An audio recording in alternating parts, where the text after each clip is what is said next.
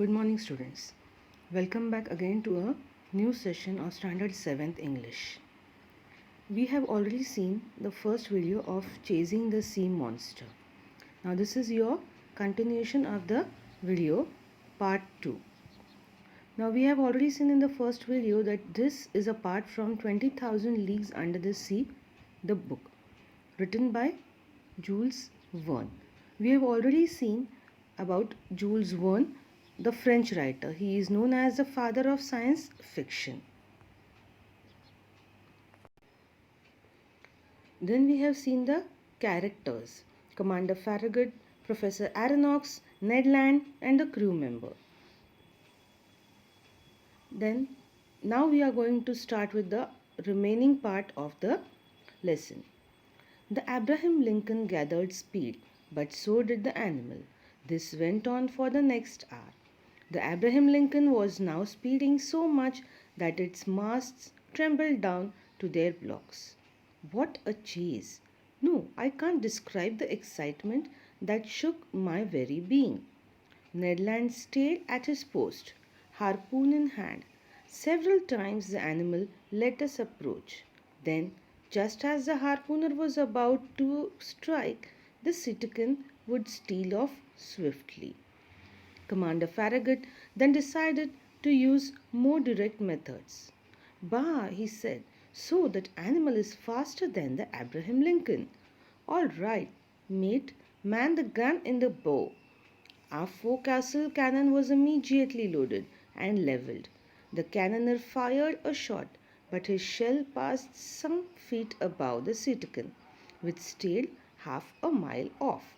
"Over to somebody with better aim," the commander shouted, "and $500 to the man who can pierce that infernal beast."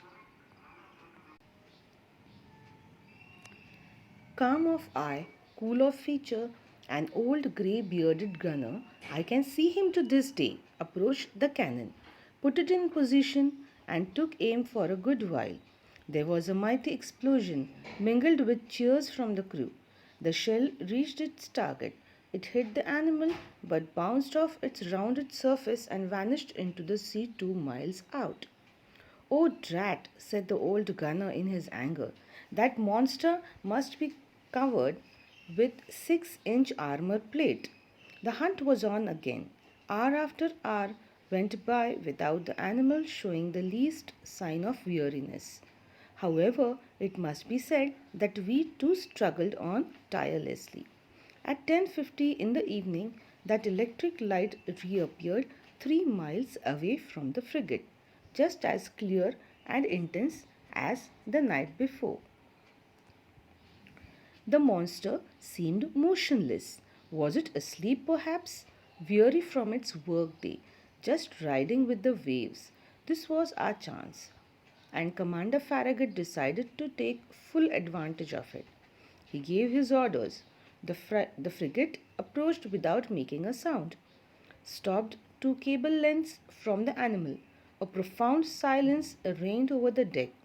We were not 100 feet from the blazing core of light, whose glow grew stronger and dazzled the eyes.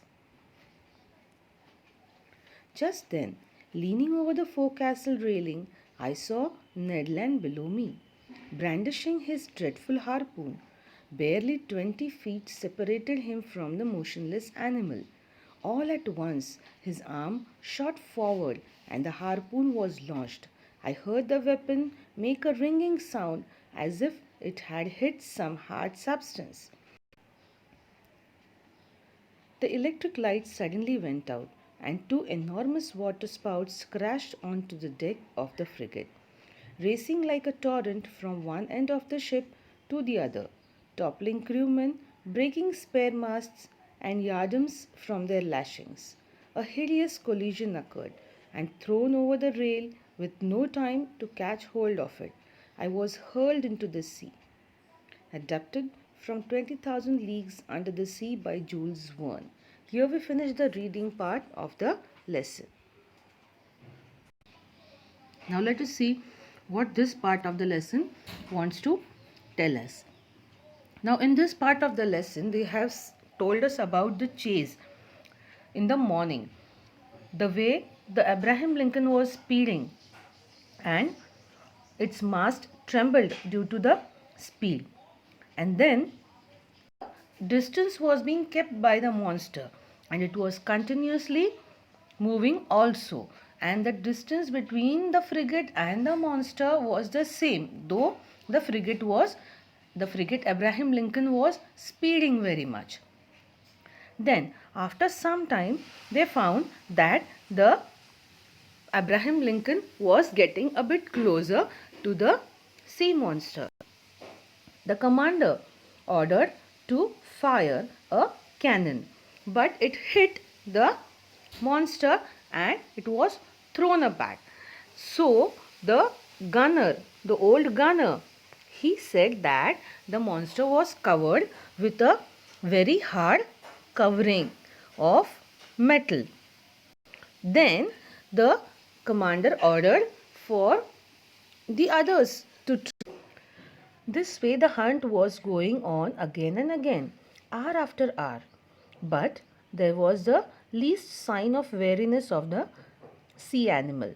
Then at 10:50 in the evening, the light reappeared 3 miles away from the frigate.